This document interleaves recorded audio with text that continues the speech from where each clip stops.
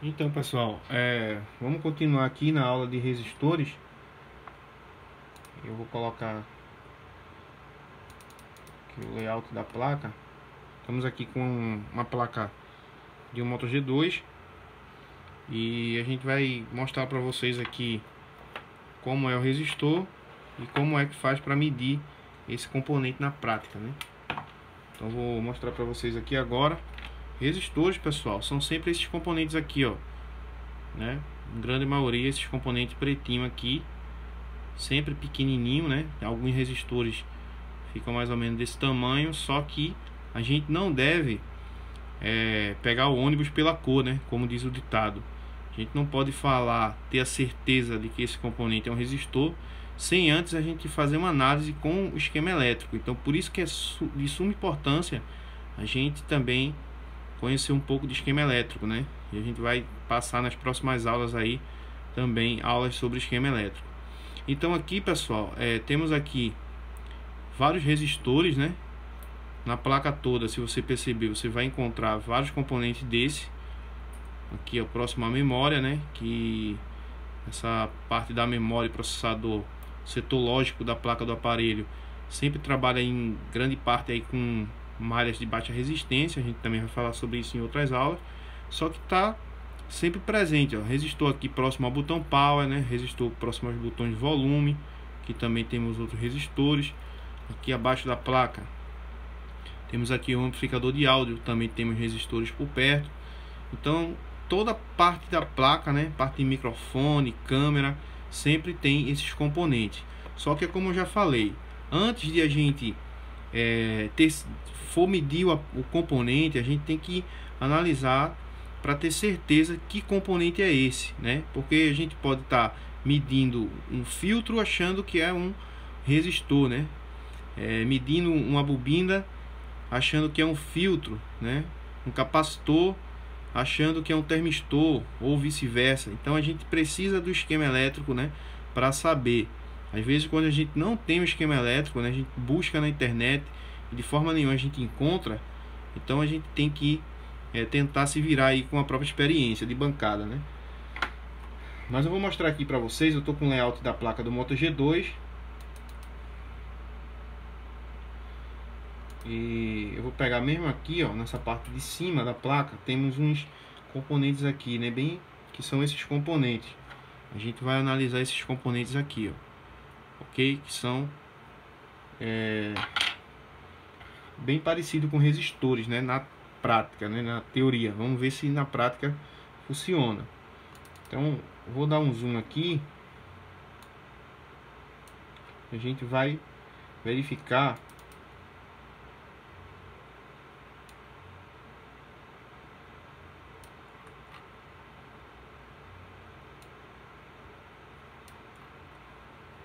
esses componentes aqui, ok? Olhando aqui, pessoal, na placa real, deixa eu achar ele aqui. São esses componentes aqui, tá vendo? Esse componente aqui, o R1641, o R1644, né? Então aqui, ó, nessa parte de cá, né? Como você tá vendo passando aqui o mouse, selecionando aqui, perceba que não é resistor. Por que que não é resistor? Porque são componentes que começam aqui, né? O código rápido começa com a letra C. Então se trata de capacitores, ok?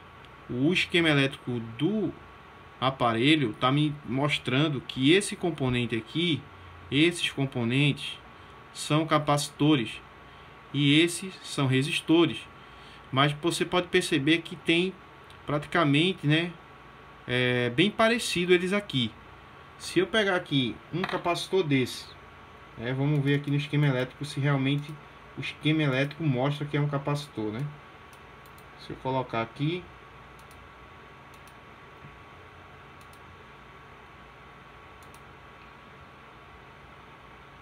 ó, selecionou aqui pra gente, ó, tem um símbolo do capacitor aqui, ó. Perceba que tem um símbolo do capacitor, né? A gente vai falar sobre símbolos também no esquema elétrico dos componentes, mas perceba que o símbolo aqui realmente é de capacitor, né? Capacitor um capacitor aqui está ligado ao terra, né, que é o C1646, e temos outro capacitor aqui que está servindo como capacitor de acoplamento, né?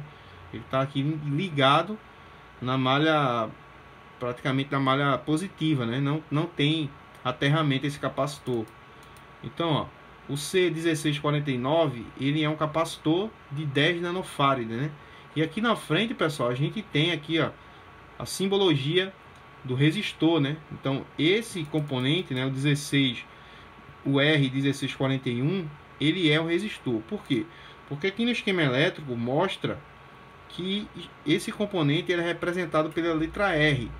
E a letra R no esquema elétrico representa a letra do resistor, né? A letra R do resistor. Então, esse sim seria o componente resistor. Esse aqui que a gente pegou lá no layout, ele é um capacitor realmente, né? Então, um componente que parece muito com um resistor, só que é um capacitor, né? Alguns esquemas elétricos às vezes erra, pessoal. Mas aí a gente vem aqui, ó, para tirar a dúvida, né?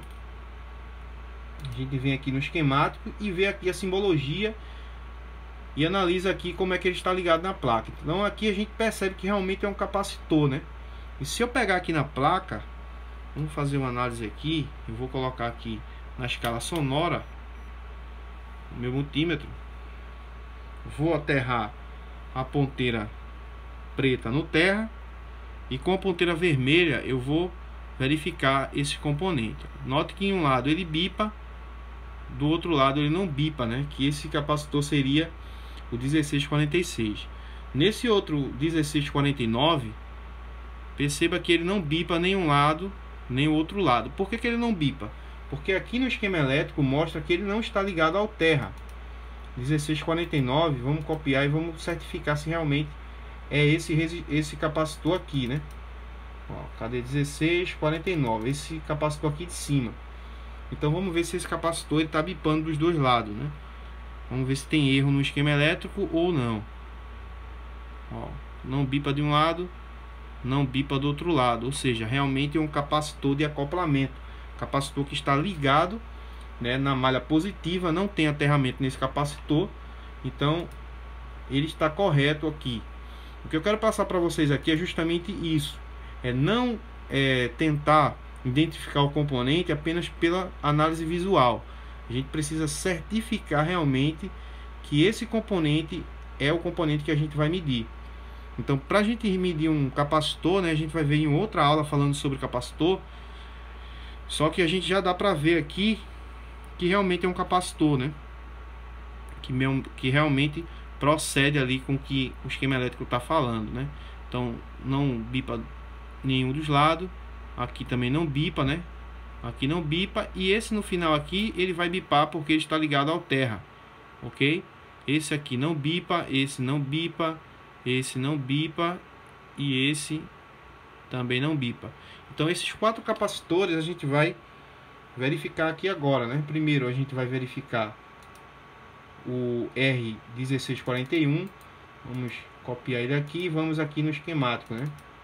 Aqui ele já mostra aqui pra gente o R1641 tá ligado realmente em uma malha positiva e não vai bipar, não vai dar continuidade com terra, né?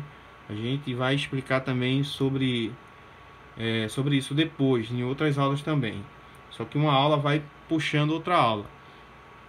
Então aqui, pessoal, temos o resistor 1641 que ele está ligado aqui, ó, em paralelo, ok?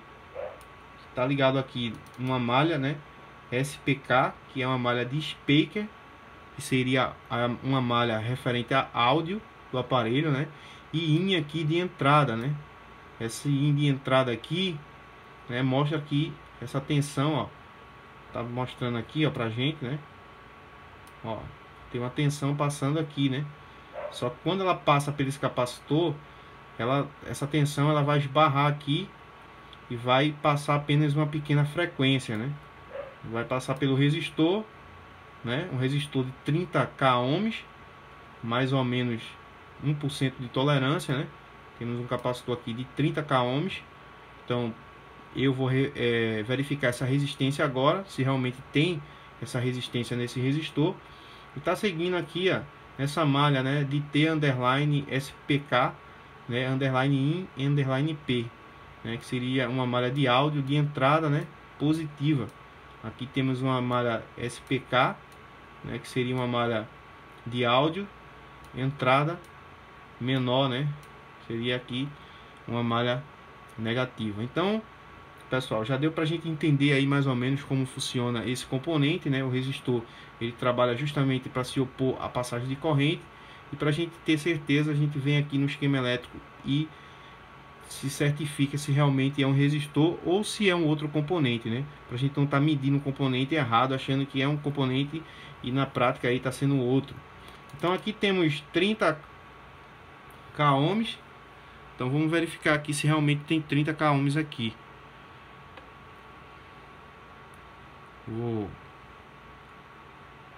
Vamos colocar aqui na escala de resistência.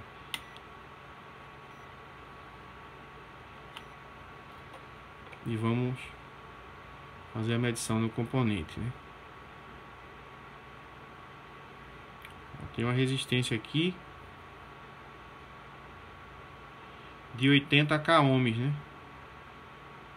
Onde seria onde o esquema elétrico nos passa aí uma resistência de 30 k. Vamos ver esse aqui.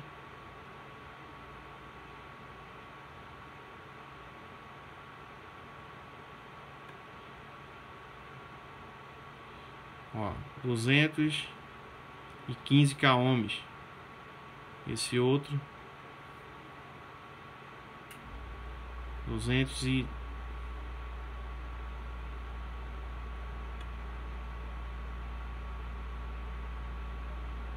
esse aqui 81 k ohms, né? A gente percebe que a resistência está um pouco alterada, né? Pode ser um erro do próprio esquema elétrico, né? Na hora de escrever esse esquema elétrico podem ter errado aqui, né? Nem todos os esquema elétrico ele vai estar 100%, né? Perfeito. Então pode ser que alguns esquemas elétricos estejam alterados, né? Isso aí muitas vezes é culpa das próprias pessoas que fazem a digitação. Então deveríamos ter aqui um resistor de 30 k ohms, né? Com tolerância de 1%. A gente percebeu que tem uma alteração ali no resistor. Se eu tivesse fazendo uma análise nesse componente, né, por algum problema, nessa placa é uma placa sucata, mas se eu tivesse aqui um componente, um problema de áudio, eu já ia suspeitar, né, desse resistor ou dessa malha, né, para onde ela está indo. A gente ia seguir essa malha para tentar descobrir o problema. Então assim que a gente começa fazendo as análises.